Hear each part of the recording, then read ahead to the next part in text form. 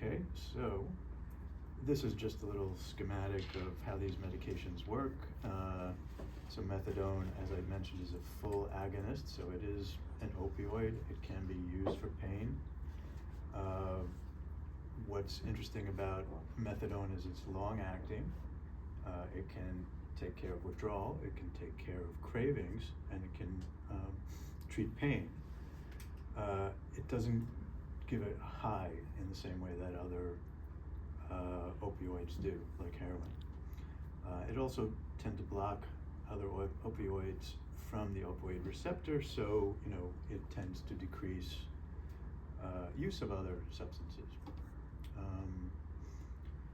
One of the, well, I'll get into comparisons. Then we have the buprenorphine, and as I said, it's a partial agonist, so it does have some effects, in a sense that opioid users might like, and then it also is a very powerful partial antagonist, so it blocks the receptors. And so what that means is it so strongly binds to opioid receptors, it prevents other opioids from then binding to the receptor and having an opioid effect. So what it does is it can take away cravings. It would certainly take away withdrawal from other opioids. It does give a small high, but there's a ceiling effect, so it's very limited in the euphoria that you can get from it, and in general that happens maybe once or twice, and then after that people don't really report euphoria. It can treat pain as well, and so really I think there's very little support for the idea of chronic opioid treatment of chronic pain. And so something we see a lot, people with back pain, on a million different opioids, and still in pain, and in fact their pain might be getting worse, and so there's this phenomenon where giving the opioid analgesia may make you more sensitive to pain and increase pain. Buprenorphine, though, tends to not do that, in my experience, and I think of any of the opioids that I've seen, and I try not to treat pain, but I do see it, and the only one that I think is valid and acceptable would be buprenorphine in most cases. And buprenorphine is also sold particularly in a patch form specifically for pain. And then we have the naltrexone we talked about. It's a complete blockade of the receptor, and it has no opioid properties. People can get very worried about which medication is in an opioid, and I don't want to be on an opioid, and I don't want to withdraw from it. Well, there's no withdrawal from naltrexone. It's not an opioid. So it also, sometimes people, I think more for alcohol than opioids, but they get this idea that it's really like antabuse, like it's gonna make me sick if I drink on it, and that's not really the case either. Sometimes I minimize responding about that, so if they think that it's gonna make them sick, I'll let them think it. Can I ask you a question? Because I actually worked at BART with the methadone, and I can see, doesn't Suboxone cause precipitated withdrawal? I mean, it requires compliance, so if you are using it, but then you do use heroin, don't you go into withdrawal? It's why many of my patients would prefer methadone, because that didn't happen. Yeah. And they were worried about Suboxone, because if they knew they weren't going to be compliant, they were afraid to have those. Yeah, so what,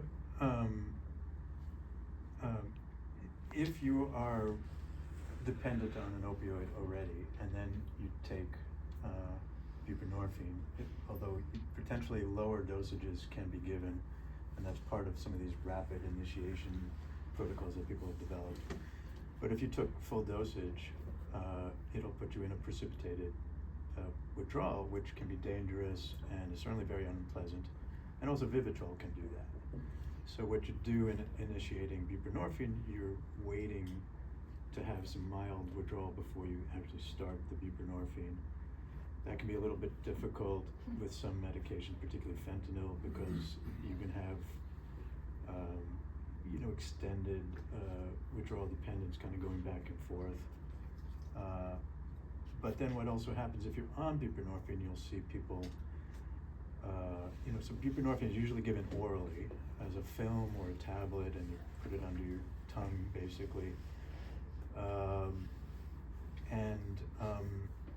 Well, you can always skip it one day and then you can go use heroin or something. So, that doesn't cause the precipitated withdrawal. If you go back to using heroin on a very regular basis and you're dependent on it, then maybe going back to buprenorphine might provoke that reaction again. One of the things about buprenorphine, though, although the data isn't that clear that it's so much more effective, but there's now a monthly injection of buprenorphine, and if I see patients who are using their buprenorphine and then periodically skip it and then take something, and this is just a cycle that keeps on going on, then I'm kind of pushing them to Sublocade or now Brixadi are the two versions of the injectable form.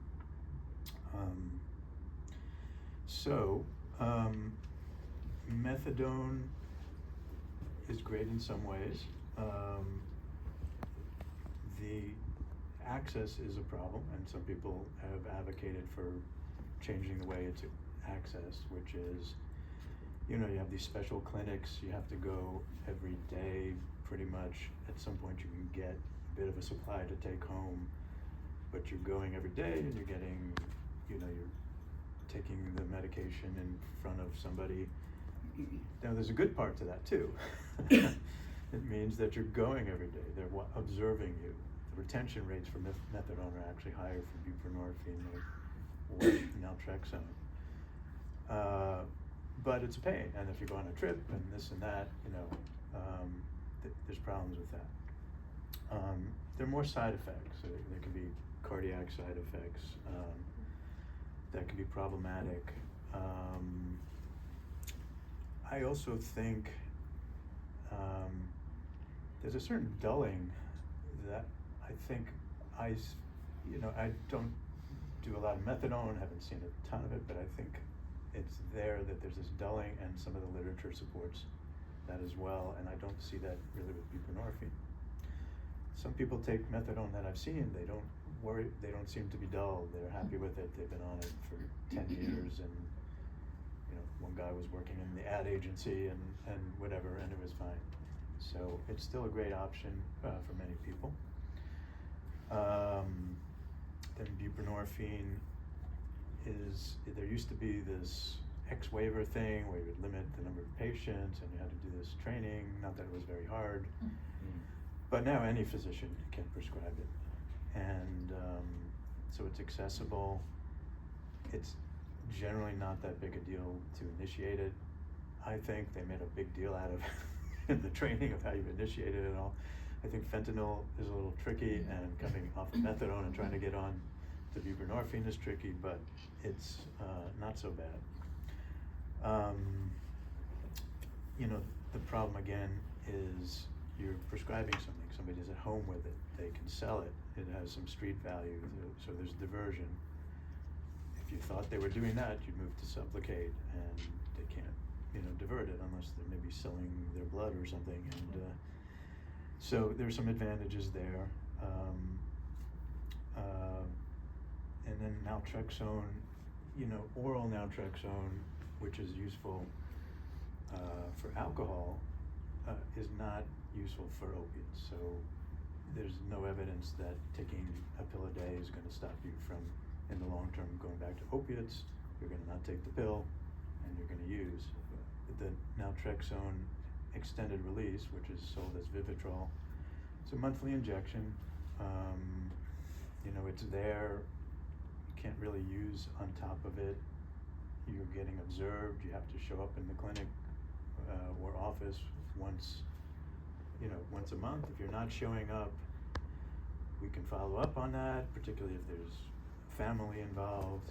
So there's some monitoring aspects that are nice with it. And for a lot of people, the idea that I'm not on an opioid, I'm not dependent, I can go climb the Himalayas and not worry about being in withdrawal, is great. Now the bad part is that you have to get into some withdrawal, and some often, you know, you're waiting 7 to 10 days before you are, you know, going on the Vivitrol. Before you go on it? Yeah, before you go on it. What So about going off it? you just go off it. I've had patients complain that they can't get off it, but I think I think it's psychological, so it's. there's no. Yeah. So, you know, the successful initiations are lower with Vivitrol than they are with buprenorphine or methadone. Although methadone initiation is a whole process, so people who are used to doing it should be doing it. I don't actually do the methadone, so. But, you know, once you get on the naltrexone, the Vivitrol, then it's pretty successful, as we'll see.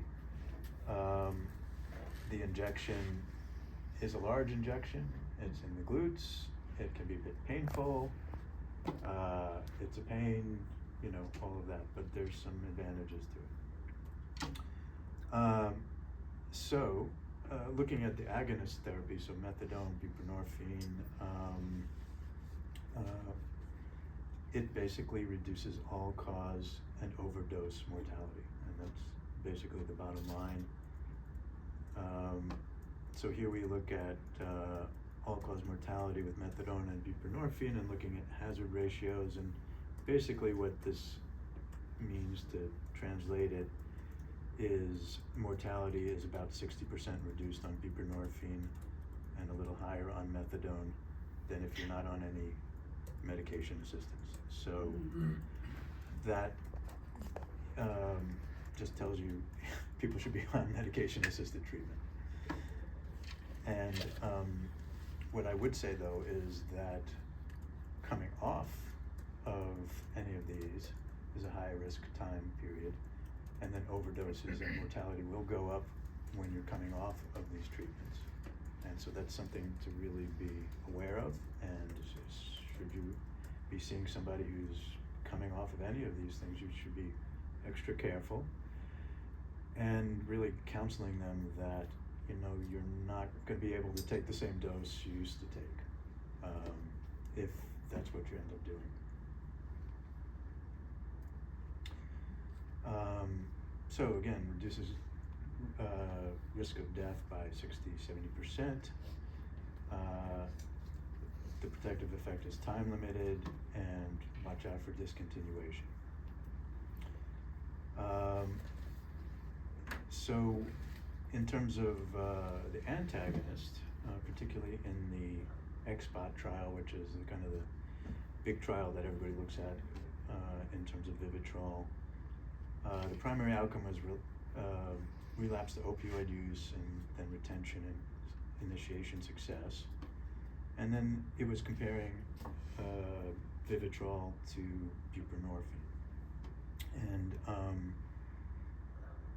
you know, the major limitation again with Vivitrol was you have to detox before you start it, and that leads to some people not in the end continuing with the trial and going out and using. But and you'll see that the difference in initiation success is, you know, 90+% really to 65 or so percent. But once you're on it, the comparative effectiveness is really very similar.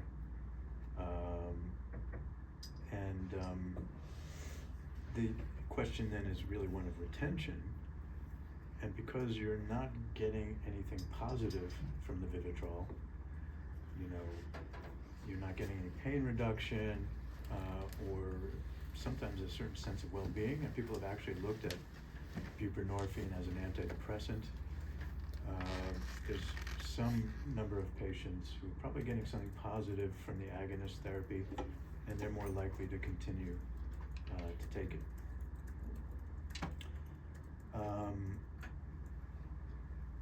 So, you know, I'm not going to get too much into the decision making really. I think refer them to somebody for medication, and that's you know, your job. So what the literature does not support is abstinence-only treatment as mortality reducing. Abstinence rates for opioid users who are not on medication assistance is in the single digits. Can it be done? Yes, some people have done it, but you know, it's not something that the odds are not good. So really, medication assistance is the standard. You know, I don't think that the medication should be put under a time limit. You know, it's hard to say sometimes, but you know, if you are using fentanyl, I don't know why you would stop the Vivitrol or the buprenorphine for, you know, ever really, but certainly for years before I would think it makes any sense to come off of it. I do get into issues when, let's say, somebody has what might be seen as mild prescription drug abuse. Like, what, you know, is there a point at which you might say, okay, well, now you can come off of buprenorphine, let's say. But it still makes me nervous, and you know, it's you know, if you can't tolerate it, perhaps you can go back on the buprenorphine. That would be one way to do it. If there was somebody that was a bit more trustworthy, you know, who you thought was going to be open with you about use or not. But mostly, I'd say stay on it. And I don't think medication tapering is a default goal. It has been, and it's often a default goal in residential settings. But I think I think they're learning, and I think the standard now is really medication assistance. So what are the relapse outcomes, though? Just to look at that. Looking here, we have the proportion of patients without relapse over about a 6-month period. Once again, you know, once they're on the naltrexone, it's about equivalent, and the lower rates here in this survival curve is just because the initiation was less successful, but essentially they're the same. So it's still good. I mean, it could be better, but it's about 50% of patients are going to stay relapse-free after 6 months.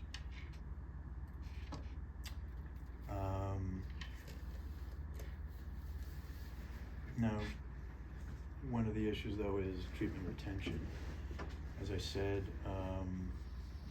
that's going to be better with buprenorphine. It's going to be better with methadone. Methadone is the best for retention, and I think a lot of that really has to do with the fact that you're going every day and, you know, you're making a commitment. Probably the ones who are not willing to kind of make that commitment have kind of weeded themselves out in a sense, and so the ones that are already used to it are more likely to stay in treatment. I don't know that that's a hypothesis that's been tested, but that would be my theory. The longer retention associated with better outcomes. So here's, you know, just median months retained in treatment, and you'll see that methadone is the highest, buprenorphine next, and Vivitrol third.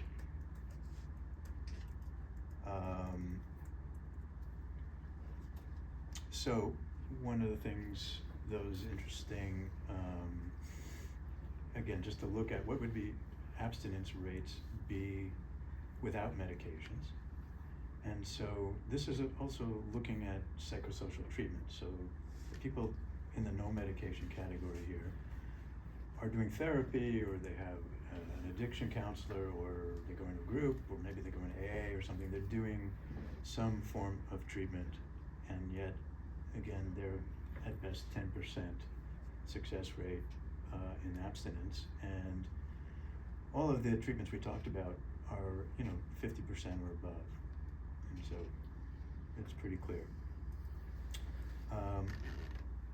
Another thing that's interesting is like when you come off of the medications, what happens? And some of this data is looking after discontinuation in the first 6 to 12 months after the discontinuation.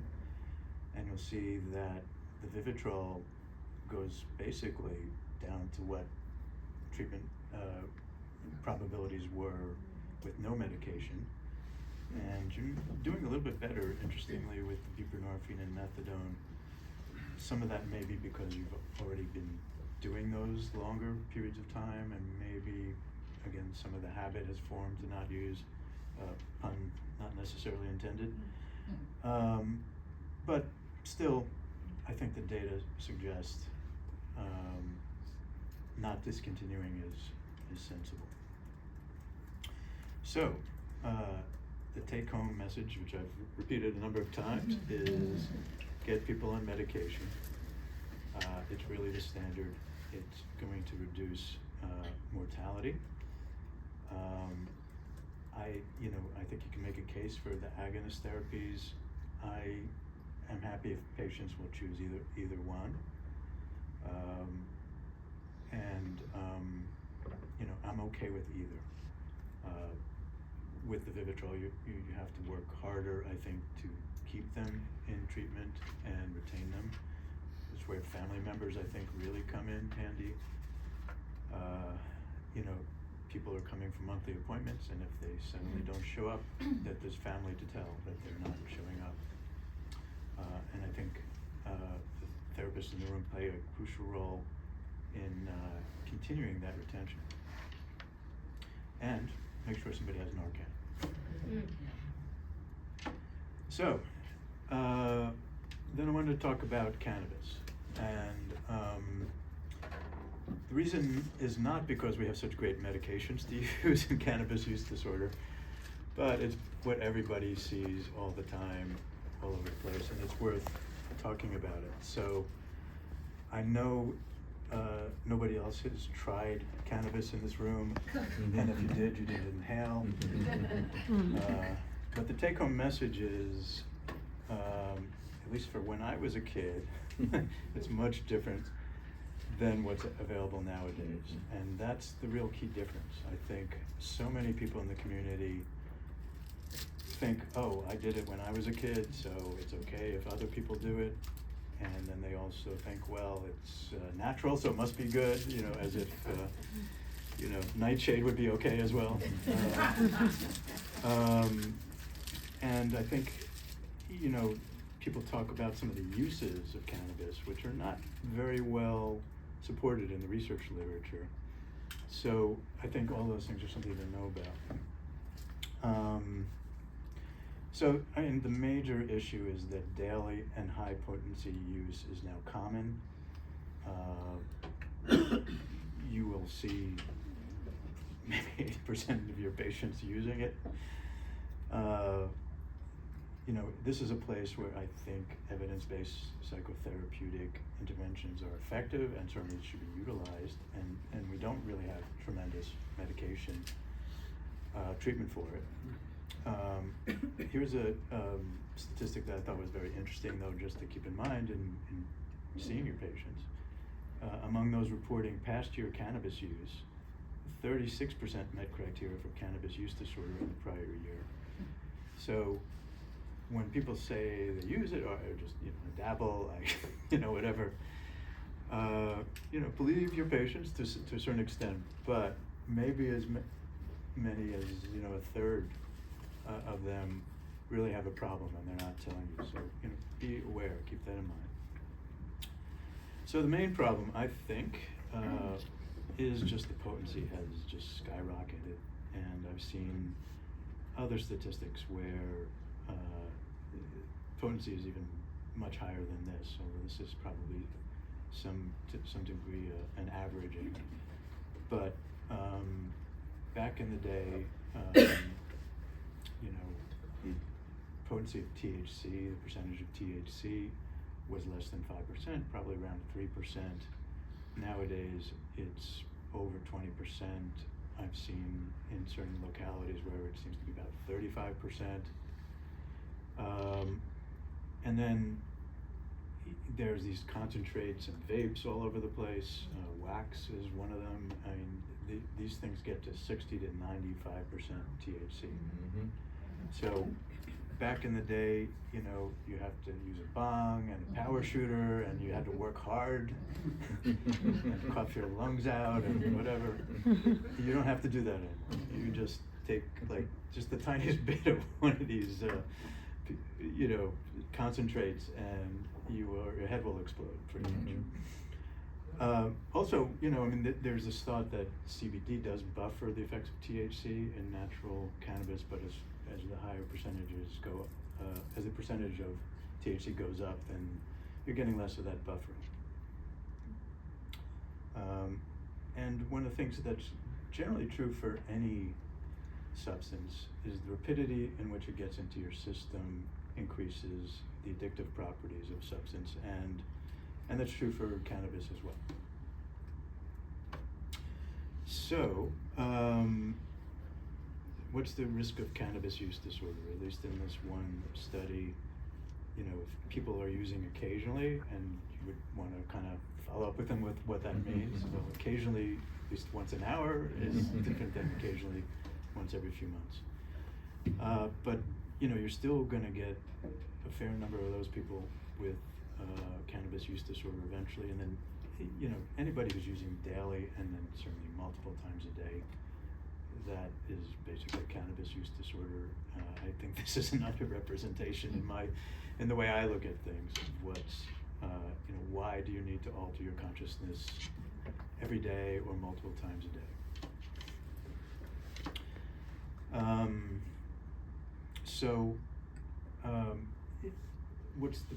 This is some of the definitions of cannabis use disorder using the formal definitions. What is it? What are the problems with it?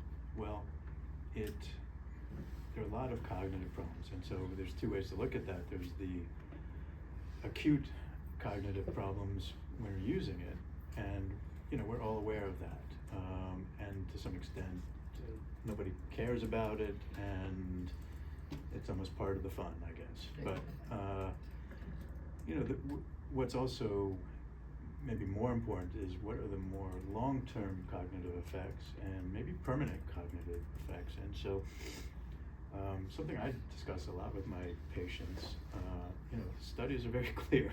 If you're using regularly, your attention is decreased, your motivation is decreased, your executive functioning is decreased, your memory is decreased. One study says on average you lose 8 IQ points. So some of these can come back, and then in certain long-term studies you will see some return to what theoretically was the baseline, but some degree of permanence is also there too. And so there are real harms that people in the community don't think about. The other thing is a dose-dependent risk of psychosis, and this is the one that I always talk about. Like when I was a med student or resident, or even early in my career, I don't remember ever seeing anybody who was in the hospital because of psychosis from marijuana. You know, it was known, I know in the research literature, it was known to happen on occasion, but it's not something you would see regularly. But now I feel like almost once a week I have a patient coming in who's psychotic. There seems to be an earlier onset and a worse course of schizophrenia for those using marijuana, and there's a question about whether it, in fact, it can even cause schizophrenia. What it can certainly do is cause long-term psychosis, and I've seen that in patients who were hospitalized for 3 months, and then their psychosis was present for at least 1.5 years, and in some cases it seems to be permanent. I see that you don't have the cannabis-induced vomiting syndrome that we're seeing. Well, yeah, we do, and it's I've heard. another problem. But yeah, I mean, and that's certainly an issue, and that at least might get people to stop, although not always. I've worked with but- teenagers with depersonalization and. Sure, there's Yeah. all sorts of things, Yeah. and then and I'll talk about some of the other psychiatric things. Do the standard antipsychotics work with the cannabis-induced psychosis as well? Not clear. Yeah. Everybody gets on the antipsychotics. My own impression, and I think some research literature would substantiate that antipsychotics don't work tremendously well for drug-induced psychosis. Okay. Hit or miss. But you give it a try. But they do help you Definitely sleep. try. Sometimes, sometimes I think, and maybe particularly with meth, I think sleeping makes a big difference. How about that? And sometimes that'll, the antipsychotics might help you to do that. Basically, daily use multiple times a day increases your risk of psychosis, 5-fold. It's particularly true when people were using regularly before the age of 18, so that really escalates your risk.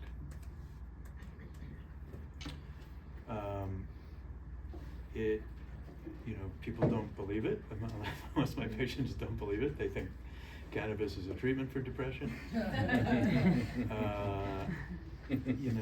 It's basically studies are showing that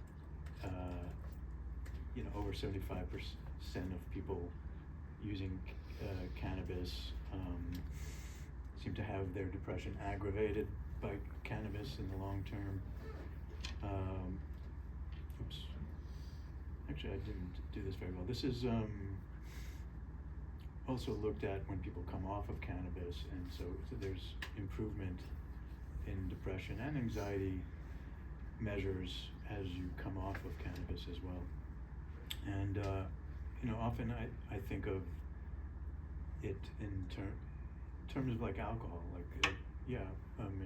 a bit of marijuana seems to, in the short term, reduce anxiety. It just fuels more anxiety over time.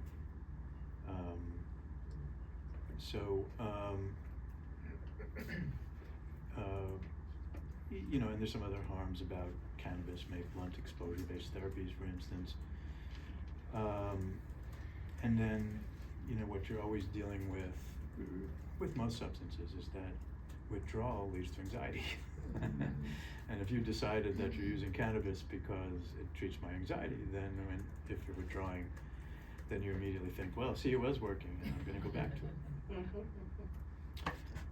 And then, for Dina, we have cannabis hyperemesis syndrome, which is something, again, I never saw back in the day, and I've seen it a few times, and certainly reported much more of this cyclic nausea and vomiting that's very hard to treat and seems to sometimes continue even after you've stopped using, at least for a while. I've treated this as cyclic vomiting syndrome in some people, and it's treated a lot like migraine. And there's a decent algorithm for it, and I've gotten that to work. Oh, interesting. Yeah. I haven't Can you tried. say that again? Oh, there's cyclic vomiting syndrome, like outside of the context of cannabis, Okay. is a type of migraine, actually. And I have had success treating people who had cyclic vomiting from cannabis with the same protocols I would use for regular cyclic vomiting. Yeah. Does that involve hospitalization? No. God, it's been a while, but I've got a list. Superheptadine, amitriptyline, topiramate, zonisamide, levetiracetam, propranolol, phenobarb, valproic acid. Unfortunately, I don't like valproic acid at all as an agent, but it works extremely well here. Erythromycin, ondansetron, promethazine, prochlorperazine, and in the case of the cannabis-induced syndrome, frequent warm baths. Yeah. They live in the bathtub. Yeah, I've seen that. Good, that does help. As you're seeing people, I think age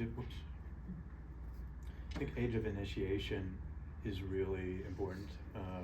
you know, counseling people, again, that we're using on a regular basis before the age of 18, that they are at particularly high risk. You know, and are they trying to cut down? How successful are they? What kind of functional impairment do they have? Yeah, there are times I'm sending some patients for neuropsych testing, not necessarily just with cannabis, but with lots of substances. Some people really need to see like the data. So,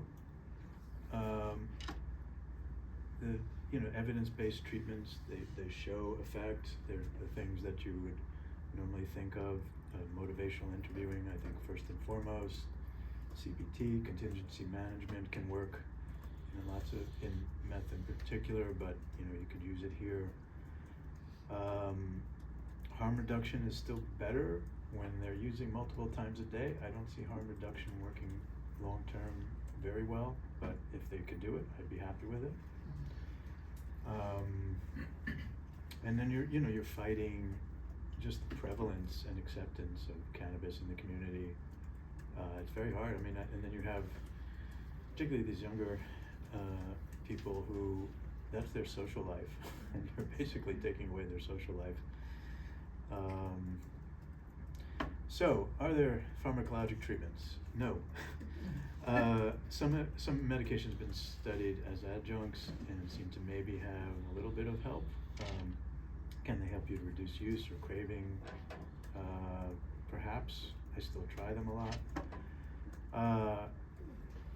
Maybe the best results seem to be with N-acetylcysteine, which is a medication in one form, and it's a supplement you can find in the health food store in the oral form. And it has mixed results. Very few reports of side effects, so I'll just use it routinely. If somebody does it, doesn't want to stop and doesn't even want to reduce, it's not seemingly going to do anything. Gabapentin is the wonder drug for much of addiction. I think, does it have direct effects on your cravings or desire to use? Perhaps. I think there's some studies where that's true for alcohol, not as necessarily true for marijuana, but it can help with sleep and it can help with anxiety, and it's certainly what I use when somebody's in withdrawal anxiety. Topiramate, again, some studies suggest some use, and I think often where gabapentin has some use, topiramate can have some more use, but there are certainly more side effects with topiramate. Not much effect really from cannabinoid agonists, or basically artificial medications to supplement. People used to wonder whether you could have withdrawal from cannabis, and maybe when it's 2 or 3% THC, maybe you didn't. But nowadays, when you're using high potency multiple times a day, it's quite clear that there is a withdrawal syndrome. And it happens 24 to 72 hours after cessation, and it can go on for a week. Well, the peak is in a week, but it really can go on for a few weeks. Obviously, any kind of withdrawal can be a trigger for relapse. And so, again, there's no particularly approved medications for cannabis withdrawal, and it's true for really any withdrawal. I feel sleep is really helpful. I tend to use quetiapine or Seroquel. In these kind of cases, trazodone can work, mirtazapine or Remeron, something I'll use at times. You might have to use multiple things to get them to sleep. With the anxiety, most often I'm going to use gabapentin, which works well. And I don't use short-term cannabinoid agonists, but potentially you could try that as well. And then just a lot of support, letting people know, this is normal, there really is a withdrawal. seeing them frequently, getting them through it. I think if you can get them through, the first week, generally with some sleep and some anxiety reduction, you can do pretty well. But so it's not so much the acute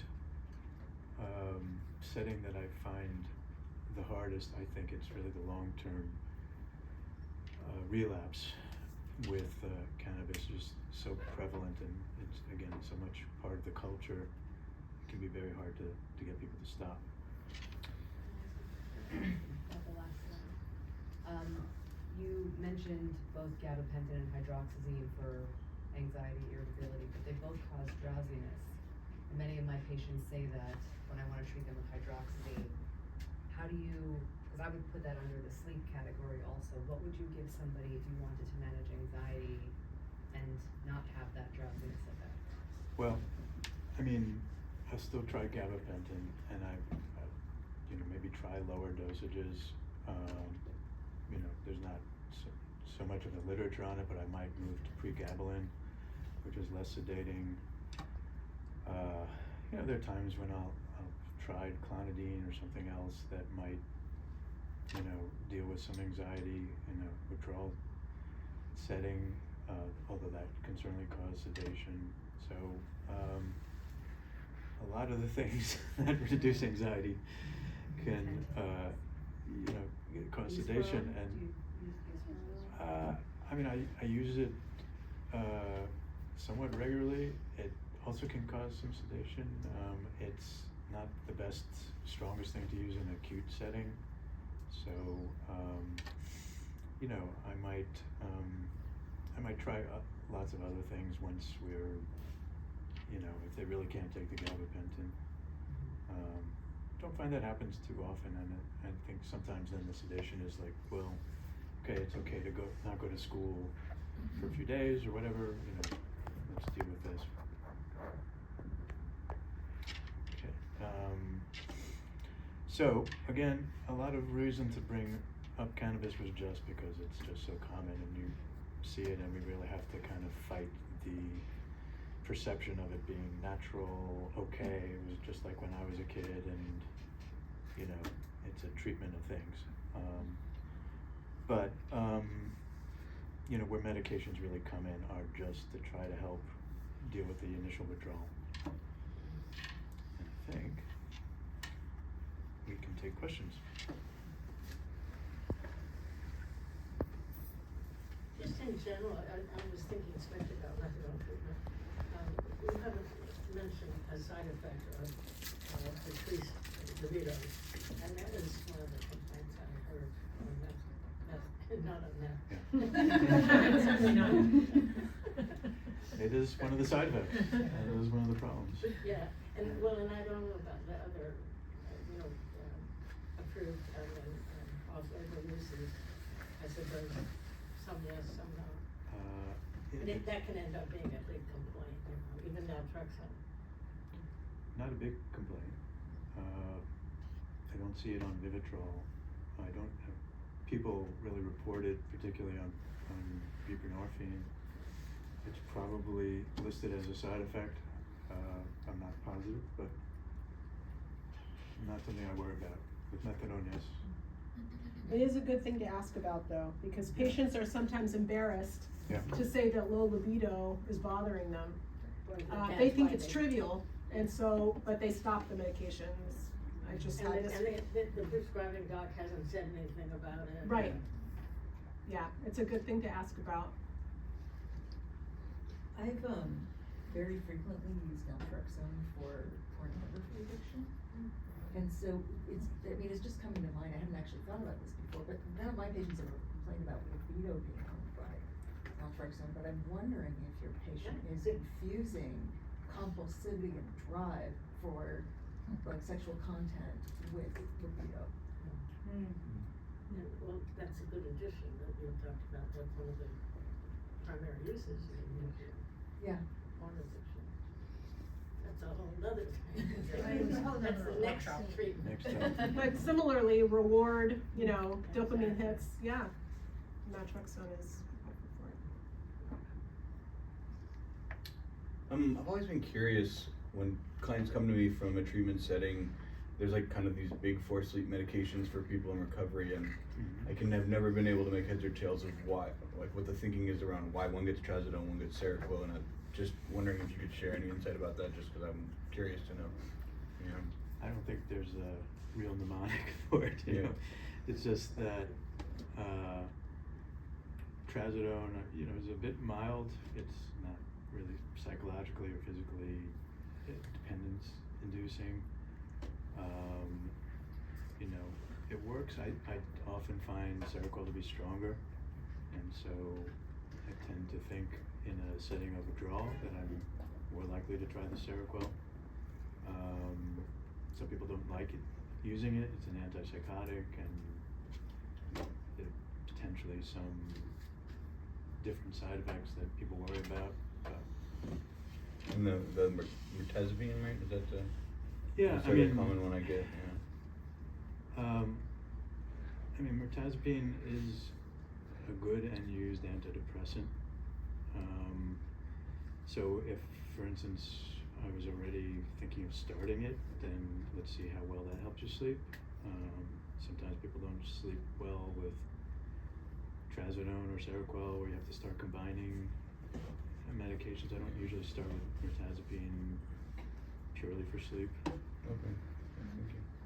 Unless they're also wanting to gain some weight, which I had a patient the other day with her anxiety. She had grown quite underweight, and so it can kill two birds with one stone in a positive way for her. For other patients who are not keen on weight gain, that's a deterrent.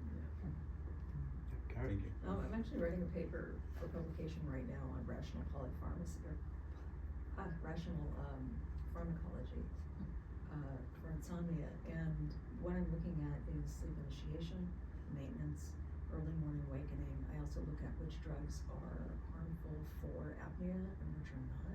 I also look at absolutely anything that is anticholinergic is off the table. I also look at like what you're talking about when people are really acutely cannot sleep. There are two things that are going to work: Seroquel and olanzapine, and that can be short-term use. But for right now, that is absolutely the right choice. You know, and then you can think about, well, do I want to alter REM or slow wave sleep? Like, what do I want to do to architecture? You can think more mechanistically and more sensitively about it. Yeah. But during an acute period, their lack of, like, their drive to not sleep is going to absolutely flatten almost every agent in the armamentarium. Yeah, totally agree. I mean, that's why we go to the Seroquel in a withdrawal setting. Yeah. Or olanzapine sometimes. I would like to read that paper. You know, I actually have, I mean, it's gonna be a paper, but I actually have a one-page handout of the entire sleep armamentarium with like exactly what it does to architecture. And it's like a whole, I give a 6-hour talk on sleep, so this is just one piece of it, but it's a one-page handout. Good to know. Going back to the pornography addiction and whiffing on that, what are some of the kind of new and upcoming substances or behaviors addictive that you're seeing in your practice? Internet gambling seems to be the number one at the moment. I mean, you can talk about social media addiction, and if you have a teenager at home, you know what that's like. But we're getting increasing number of internet addictions, and it's like so easy. You're just on your phone, you just bet some amount of money. It just totally reinforcing. And then I saw, probably was watching ESPN or something, and you know, there's some Daily sports. know when to fold. It was like they were singing know when to walk away, and it's, you know, DraftKings is putting on this public service announcement, and of course, you know, it's like if the heroin dealer is putting on a public service announcement, and while they're handing out heroin. But I think that's the biggest I've seen. Especially in young men and college students, sports betting is huge, Yeah. yeah. And now, Going I into mean, huge it's debt. just these weird, silly bets like, you know, what color socks did somebody wear that day? You know, Yeah. just Yeah, everything. the number of betting opportunities within an event is Oh, yeah. so astronomical now. It could be Mhm. anything, Popping how up, many yeah. points, how many minutes Yeah. did they play? Mhm. You said what uniforms, whatever, that it's like the number of hits that a person can get from it Yeah. has just gone up dramatically in a short time. Mhm.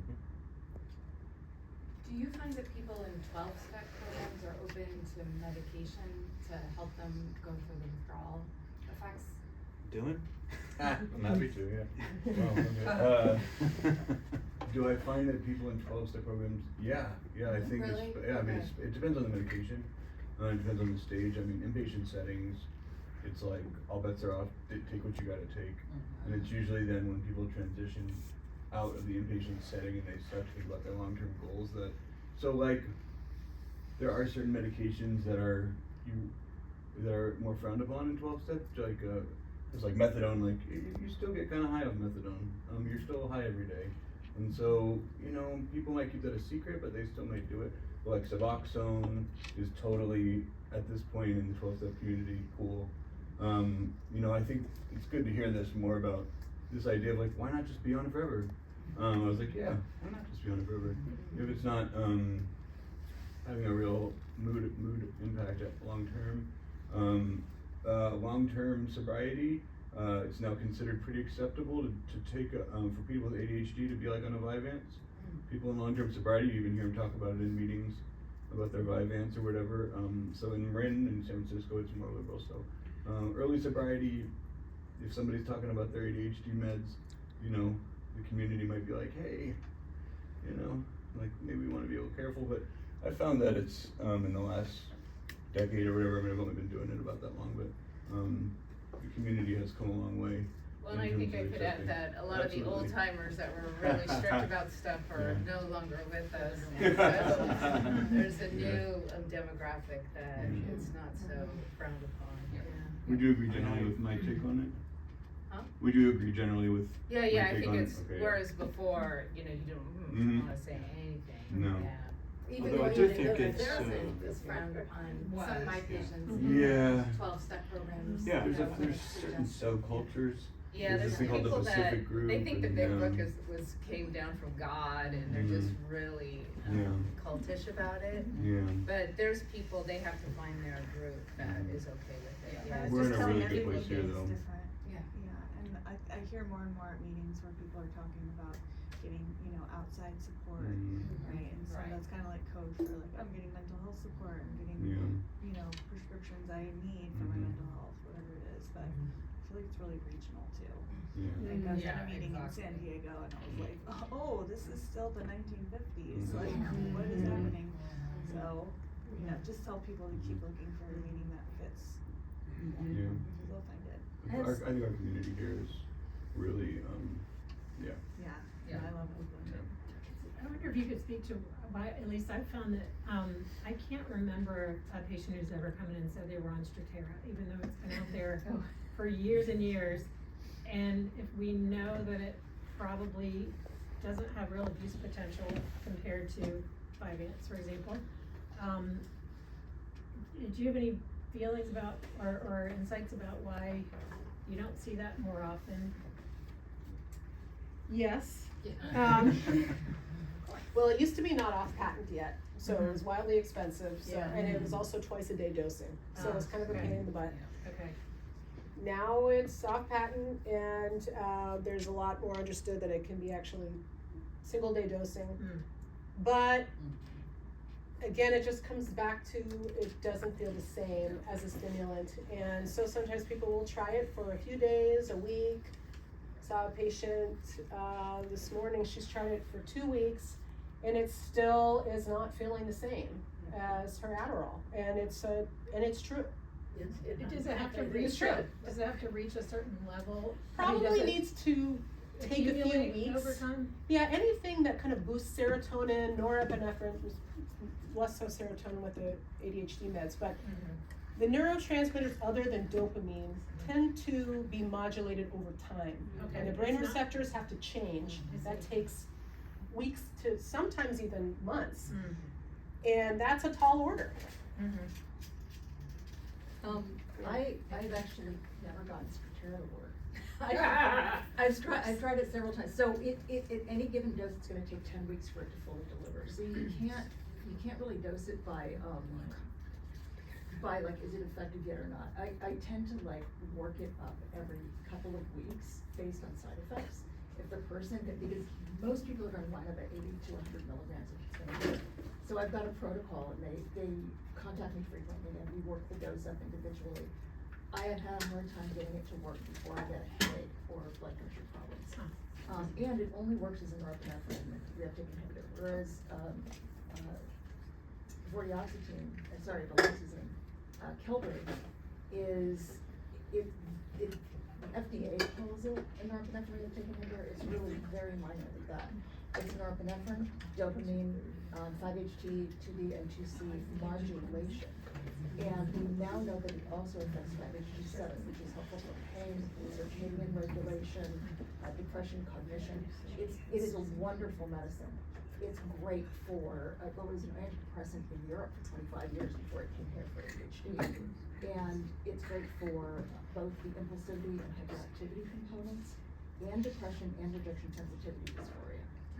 Would you So, name it again? It's Qelbree. Qelbree, it starts with a Q, and it's pretty new. It came out, I wanna say, in the past few months in the No, US. that's about 3-4 years ago. I have, I've been using it that long. have you been really? Cause this is still something that farm reps are getting samples out, which they usually do pretty early.